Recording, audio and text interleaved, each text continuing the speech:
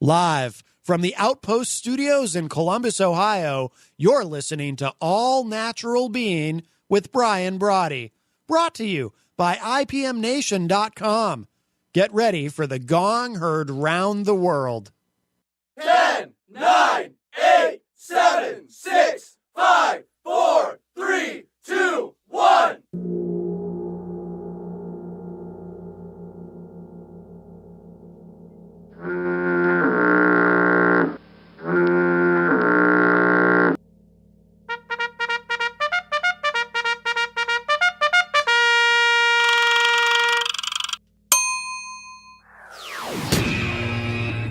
All Natural Being. Warning, All Natural Being with Brian Brawdy is designed to shake your sense of self to the core. It's full context psychology with an empowering twist, a philosophical loofah for your soul. For those of you not ready or comfortable releasing your inner superhuman, listener discretion is advised. Here's your host, Brian Brawdy.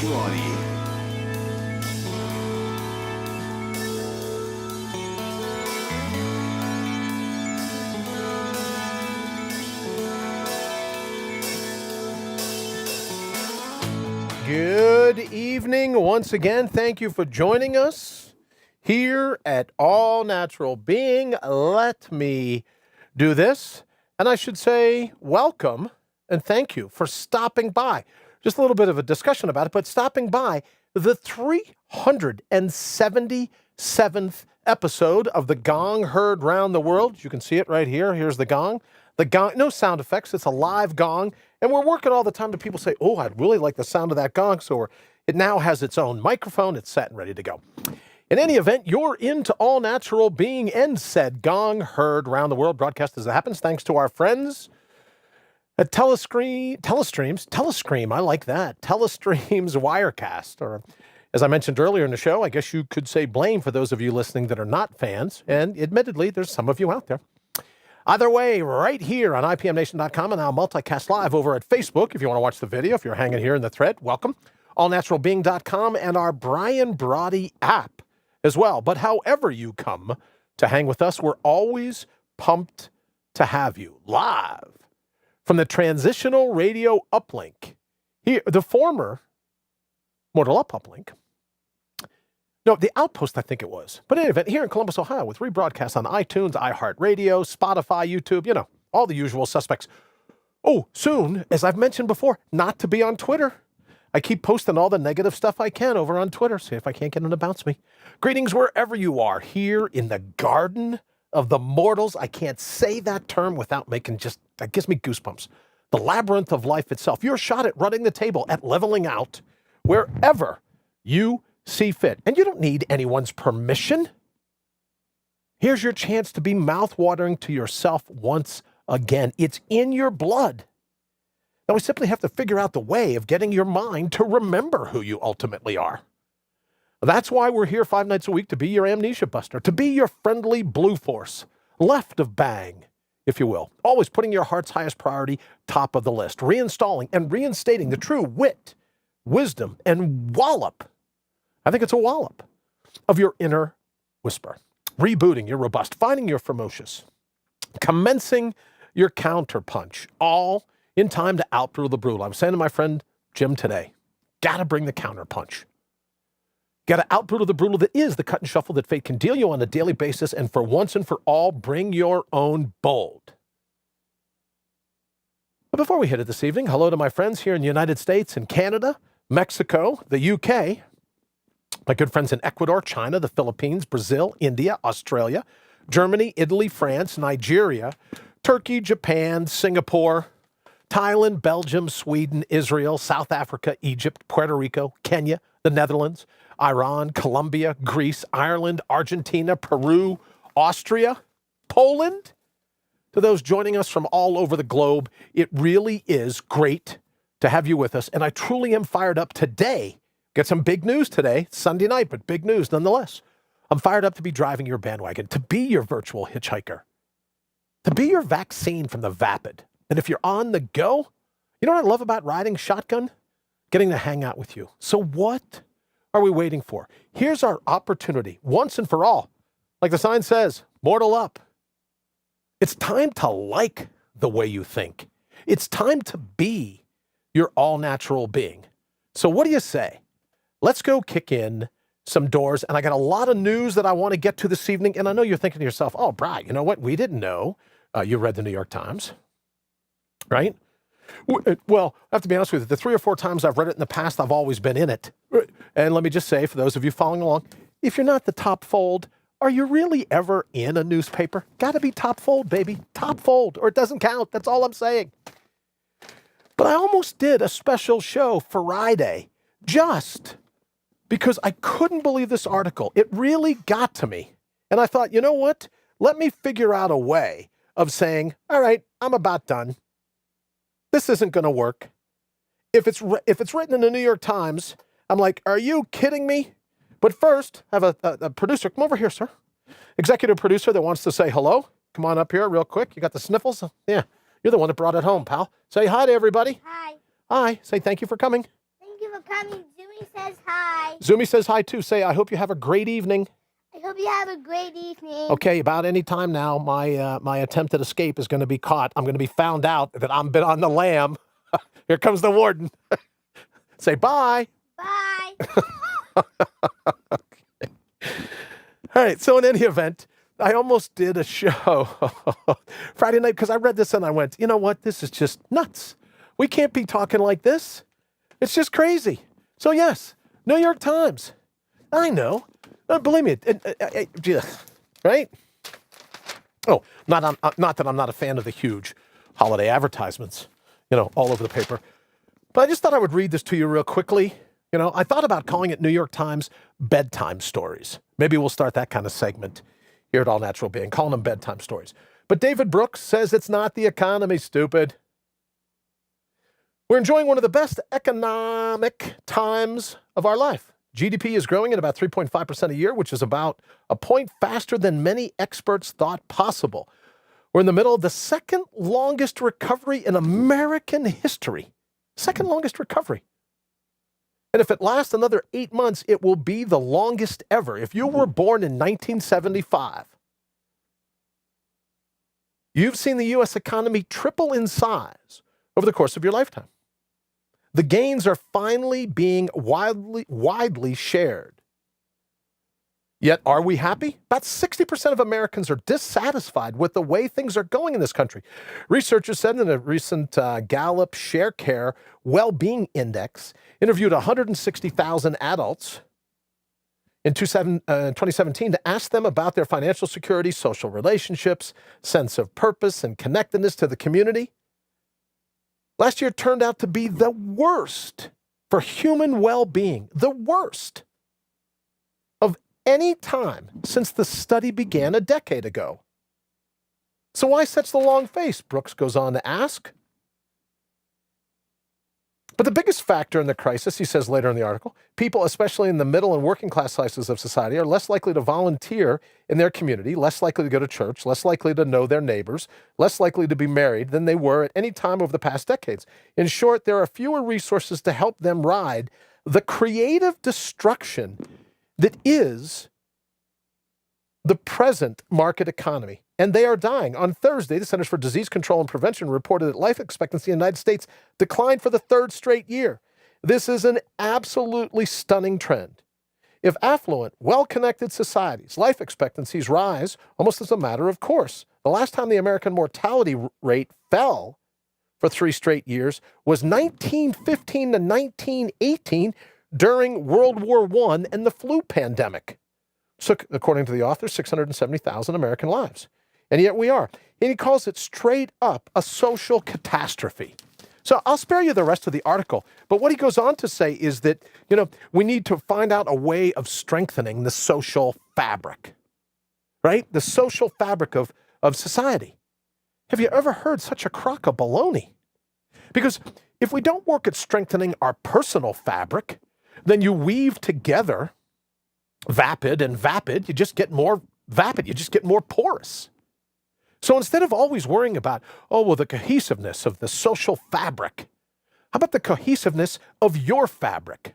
What are you bringing to the table? What are you doing every day? What am I doing every day to put our heart's highest priority top of the list? What are we doing to bring our own bold? And then you look at the opioid epidemic. You look at some of the things going on. One of the reasons the life expectancy had dropped is because of suicides. There was a big suicide in the news today. Some general over in the in the Mideast fleet. So what has happened? Given a human brain, right? The divine grants us a human brain, not a lobster brain.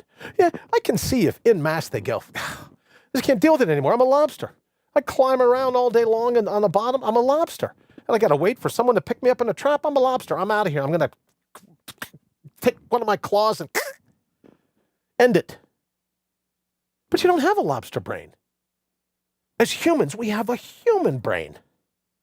Now, I know before anyone starts in, I'll get over here in the thread, but let me just say, before anyone else starts in, suicide has absolutely touched me in my family. I had a father commit suicide. I had a best friend commit suicide. I had a first cousin commit suicide. So I have a little bit of an understanding of what suicide brings. And I can tell you in studying it for over 30 years now, there's always a precursor to the biological suicide, which is the philosophical suicide. And I guess I would ask, if you look at an article like that where everything's up, up, up, up, up, why is everybody so down? Why is everybody so sad? Let me say hello here in the thread quickly. John, thank you for joining us. Candace, nice to see you again. Henry, hey there, Blyden, I'll let them know. Mary, hello to you as well. Thank you for joining us here at All Natural Being. Candace, yes, you're talking about, right? You got to be talking about Blyden. You can't be talking about me. But yes, I'll let him know. Candace, he is very cute. Thank you. And what's hysterical is he sneaks down here. So usually it's only after he gets seen on camera where they go, oh, wait a minute, there's been a breakout, right? Someone goes, they grab this little thing and they go, hey, wait a minute, there's a breakout. Blyden's on the loose. Blyden's on the loose. This is not a test, right? Something like that happens. You get the drift. But thank you, Candace. I'll let him know. Hey, everybody. Happy Sunday, and to you too, John. Kenneth, nice to see you. Thank you, sir. I will tell him you said hello. Thank you very much. It's opioids and suicide rates that lower life expectancy. Candace, I could not agree with you more. Joseph Haggerty, greetings and salutations to you as well. Kelly, good evening. Thank you for joining us. Rita, thank you for joining us. The article, cherry pickled. I love that term, cherry pickled. Oh, you know what? You said it right. I said it wrong, but I love cherry pickled. Cherry picked. And most likely the skewed numbers in favor of the narratives. I would absolutely agree. Candace, I love all the inaccurate percentage projections like butts. Everybody has one. I'm with you, Candace. I think the overall, thank you so much. Thank you, Kathy, for joining us here at All Natural Being. I think the overall gist is everyone could say that outrage is the new black. Everybody and their brother. Good evening, David Ray Bowman. You are on the phone, but I am on the megaphone. That's right? So I go, okay. And it'd be nice because, I'm here in the basement. I could just turn this thing on and go, hello? There's been a break. There's been a break. Security. Security. But I don't have to do that, right? Because now I just wait for him to be seen on air. And then if someone goes, oh, wait a minute, something's up. He shouldn't be down there. Matt, thank you. And thank you for hanging out with me earlier on our new 7 o'clock show, 7 o'clock Sunday nights Eastern time. We're doing the Sneak Speak. So if you're wondering what's going on IPM Nation, you're able to come by on Sunday nights at 7 o'clock. Tonight, we had the incomparable Henry G. Noel from Thinking Re-Envisioned. He was on to tell us what he'll be talking about this week. And Matt and I will interview other guests and talk about host bios and everything else. It's really difficult to listen to how great things are when you are financially suffering. 99% employment doesn't matter when you are the 1% unemployed. Amen to that. I'm simply saying it, even in some of the most down times, and I've had a few of them of late, even in the most down times, you find the reason to be happy. You find the reason to say no to the edge, to say no to the shotgun, to say no to the closed garage door with your car still running, to say no to stepping in front of a tractor trailer with all the excuses in the world to say yes. I'm one step above a lobster. You find a way within the human wherewithal to go, no, I'm not going to do that. So like I said, I almost did a special show Friday night to going, really? And now you're forcing me to read the New York Times? What has the world come to? So at the end, to make the crucial differences, economic policy makers are going to have to get out of the silos of their economic training and figure out how to economic levelers that can have a moral, communal, and sociological effect. The once and future worker begins with this exploration, blah, blah, blah, blah, blah, blah, blah. It's not jobs, jobs, jobs anymore. It's relationships, relationships, or relationships. I guess, okay, with that part, I'll agree. It's relationships, relationships, relationships. So let's have one, right? But the first relationship begins with the one that you have with the mirror. The first relationships, as people here in the thread know, is that when you tap into your all-natural being, when you decide once and for all to mortal up, that's the relationship that matters. And if we were to do that and worked on our personal cohesive fabric, instead of always worrying about the societal fabric, we'd be in a lot better way. Joseph says, the more free time we have without tasks or good deeds, it gives us more time to get into trouble, to compare to other than are perceived to be happier. I would agree with you. Candace says, okay, how do we get all the lazy butts to work? And I'm not even so certain of that anymore, because you know what, Candace? What's the old saying? You can lead a horse to water, but you can't make it drink. I'm talking about just, if the article ends by saying it's all about relationships, relationships, relationships, then what are we doing to be special to ourselves? Because ultimately, the first relationship, that line, good friend of mine and I were talking last week, that line, what is that plumb line? What is that dive line? What is that dividing line that you just know? Say, hey, well, this is the line. This is the line in the sand that I'm drawing.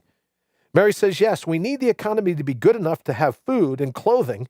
But then beyond that, if people are looking for happiness in a great economy, they're going to be empty and disappointed in the end. I couldn't agree with you more, Mary.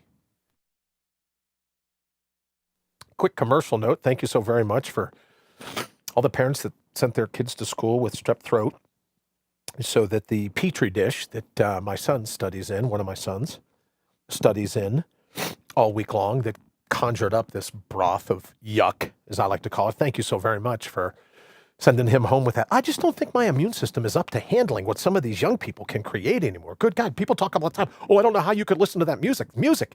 I don't think my immune system is ready to handle some of this stuff that they cook up when they put everybody together. Oh, you know, all these little kids in a pre-K or a kindergarten, put them all together. Talk about a broth.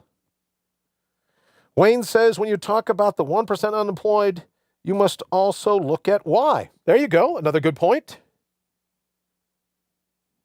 But for me, it comes back to this. What are you doing to create a fabric that you're comfortable with, that you're pleased with? What are you doing to recognize your potential just this side of truly unlimited, of the infinity symbol that is you?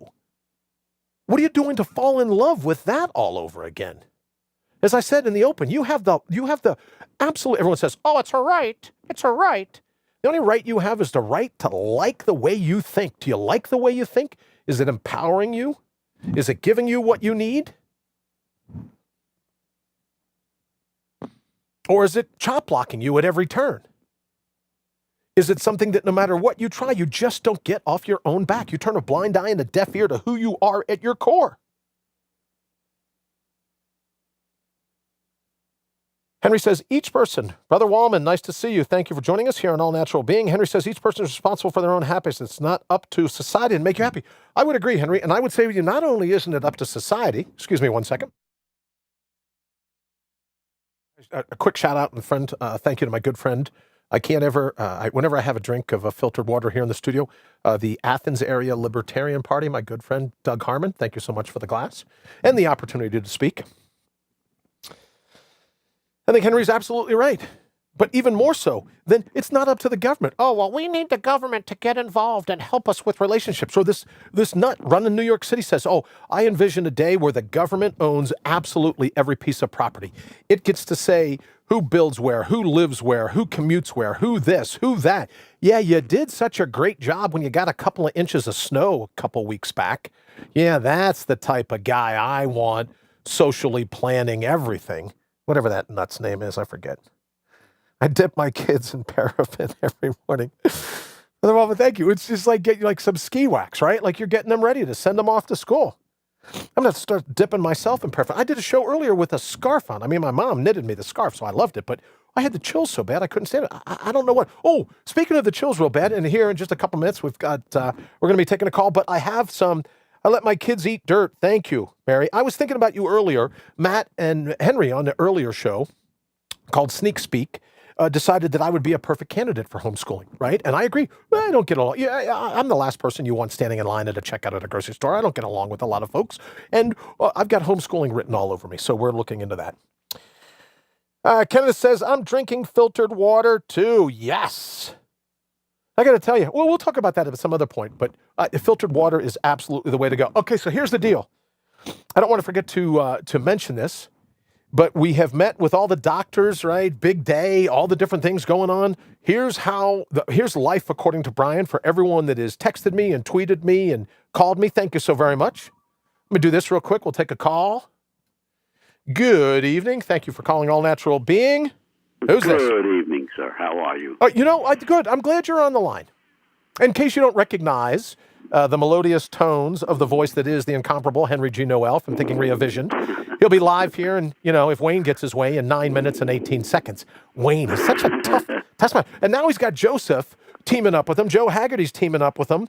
If you need help on homeschooling, Joseph, brother, if you only knew. But see, I would let Joseph homeschool me. You see his spread he's got going on out there. I could pitch a tent. I could live in a teepee. I could live in an RV. Isn't that beautiful? It is beautiful. And I'll tell you something. You know what I love about your place, Henry, and then also about Joe and Mary's place? You can look up and see the Milky Way. To me, that will be the ticket in life for me. When I can go out, not in the city, right? Ask Kelly what it's like living here in beautiful the suburb of Columbus, Ohio. You look up and it's all light pollution. You can't see the Milky Way. I would love to live out a part in the world where you go out and you go, oh, I'm going to run out to the truck to get my keys. I forgot my sunglasses. And then you're gone for 3.5 hours because you're just mesmerized by the Milky Way. Just be great. I think we have been deprived a lot over the years of losing out on connecting to nature as well as being able to see the stars and the rest of the universe. It is just absolutely, it's breathtaking. It places you in the position we belong, which is really minuscule in the scheme of things, and it really does establish your priority as to what is really important. And it's just, to blend into nature like that is just amazing. And I think that's the perfect word, Henry, is to blend into it. To go out and go, my mailbox is a mile up the road. I'm going to go walk and check the mail, right? And then you're gone for like 8 hours because you're just immersed. It's just like the term that I coined before was weticulous, right? Just weticulous. Like you bathe in it. It just drenches you. And I can't. Got to wear bear and mountain lion repellent. Yes. See, that's what I'm talking about. Ask Kelly. Here in the beautiful suburb of Columbus, Ohio, where I live, if you covered yourself totally in Cairo and change yourself to one of the white fences that are ubiquitous, you may get a coyote to come up and sniff you. But that's exactly what I'm talking about, Joseph. You wear something, right? Or beat a spoon on the bottom of a pot. I tell Sue all the time about wearing your sunglasses and backwards on your head for mountain lions. There is something about the Milky Way, Henry, right? And I know, Henry, I got to ask you about your show tonight, so give me this one other thing. There's something about the Milky Way, and I've said all the time, all along, there is something about not being on the top of the food chain. That's right. If you go out for a walk and you go, I better make some noise. I better know the difference between a grizzly bear with cubs and a male grizzly bear. I better know that the moment I go out the door, mountain lions are watching me. That's living. Yes, it is. Well, you go out here and you go, I caught a chill. It's vicious weather. No, vicious weather is in the mountains. When you wake up in the morning, you get outside of your tent and mountain lion tracks are around your tent. That's living. Just saying. That's living. Living. It sure is. Oh, my gosh. That's living. Oh, speaking of living, I wanted to announce, everyone, before we talk about tonight's show, to announce to everyone that the 14th, which is now just 12 days away, but the 14th of this month, I'm going under the Dremel. Going under the... Wow. Yeah. I'm going back to the Columbus Cranium Shack. And on the 14th, they are going to remove... two bits of breaking news. They're going to remove my shunt. And, you ready for this, Henry? Yeah. I get to bring it home. He said to me, hey... You're going to save it as a souvenir. Yeah, save it as a souvenir. He goes, hey, you got a little plastic bag? And I had one here somewhere. I had someone looking for... Where? Somewhere. Yeah, but I'm going to take a plastic bag, so I'll be able to bring and show you all the nemesis of the last 2 years of my life, and I'll be bringing the shun home. But yes, I go in. So here's what I'm thinking, Henry. I will do. I'm so glad that they're honoring that certificate you got for a return visit. So that's great. Yeah. Do not pass go. Do not collect $200. Go right to the Columbus Cranium Shack. Bring your own Dremel. Exactly. And Joseph says, walking around with the animals like that gets your adrenaline going. Yes, it does. Craney yum. Well, see, that's just like Brother Wallman, because he's like, Craney yum. He's such a great chef that he looks at it and goes, fabulous. Let's put some yum to it. I gotcha. So, yes, that's what we're going to do. It's going to be a Friday night, so I'll be off air. And then, the doctor was talking to Ashley, and the doctor's like, nah, it's a simple thing. And I said to him, I go, oh, well, can I stay awake during it? Can I talk to you? Can you take, pictures? Right? I want to see a live picture of the inside of my brain. He goes, nah, we're going to knock you out and this and that. You know what I mean? I said, all right. But he goes, yeah, like a 15-minute procedure. We'll keep you for a day, then we'll send you back. And so my goal is to do the surgery on Friday the 14th. And then I'll be back late, and then day or night on Friday the 14th. I'll recover Saturday, and depending upon how it's going, I'll wear a ball cap and everything else, but I hope to be back up. Let me see. Time's up, Wayne says. Oh, some new emojis. Look at the phone. Must mean he's trying to call me. All right, well, listen, my clock says I got 3 minutes and 57 seconds left. So maybe that was a preemptive emoji. That's Who said that they wanted to? I think he wants to make sure that you get off the air on time. Hey, tell the docs, though, they got to take a picture, because I really want to see what a 183 IQ brain looks like. What it looks like. Yes, I do too. And I have to tell you something. Thank you so much for that. That's a plug. Tell all your friends. Another thing, and he said, oh, well, we can't, because of germs, we can't hold a phone, right? We can't be operating our phone because there's germs. And I go, and we can't get a drone in here? I'm all over a drone flying above the operating table, right? A drone flying, right? So, yeah. You just see Candace's post? It says he has to knock you out so you can't talk. You know what, Candace? I think that's it. You know what? I think you're absolutely right, my friend. I think you could be awake for the surgery, but he goes, here's my chance to get 15-minute and peace of quiet with Brian in the room, and he won't say a word. I think Candace is onto something. They want to shut me up. So that's the big breaking news. All right, Henry, so that Wayne doesn't get mad. I better hang up, because otherwise my brother will just walk away. You got 51 seconds. Air, You got 49 seconds, 48, 47 seconds. What are you talking about tonight? Love it. We're going to go ahead and talk about, are we really able to live together peacefully as a human race? Is humanity really worth, or are we really ready to give up a world of fear, hate, and discrimination? Or can we just simply not do it? So it's going to be an interesting thing, and I'm going to start off with a good quote from George Carlin. So, one of them serious guys. So yeah, I love it. You know what one of my favorite quotes of Carlin is? He needs a junk drawer for all of his stuff. There you go. Yeah, all your stuff. So that's why I ask people all the time, what's all your stuff worth? Dump out the junk drawer. All right, brother. Excuse me. I'll let you go so you can get ready for your show. Okay. They're going to put the post that they can connect right to your show in the thread. Henry, thank you so very much for calling in tonight. We will talk to you later. Everybody. All right, brother. Good night. Okay, man. Have a great show. All right, so in order to make it on time, Wayne is already sending me emojis. I'm sure Joe is queuing one up here as well.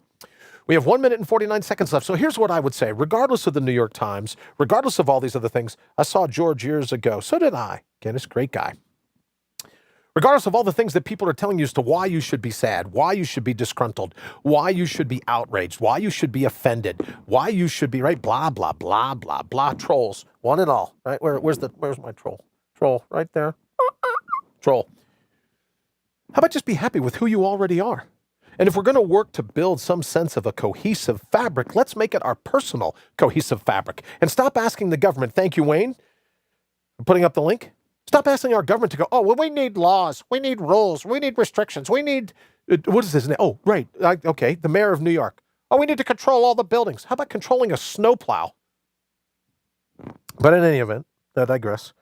All right, so we're going to go ahead and get ready to wrap it so we can turn the signal over to Henry G. Noel and Thinking Re-Envision. He's got a great show planned. He's got a great question. Look, everyone says, oh, we should reach across the aisle. Oh, kumbaya. Oh, we should all try to get along. Is it in our blood? Can human beings really ever get along? Can we do that? Thank you, Alice, very much. I enjoyed hanging with everyone this evening. Thank you. Joseph says, it's people telling you what you want. That's the problem. I am so with you. Although, if I agree with you, then I'm one of the people telling you what you want, I guess, Joseph. I got to be careful. No, Joseph, I absolutely disagree. All right, we're going to get out of here in 19 seconds. Ha ha, Wayne. See ya tomorrow night here on All Natural Being.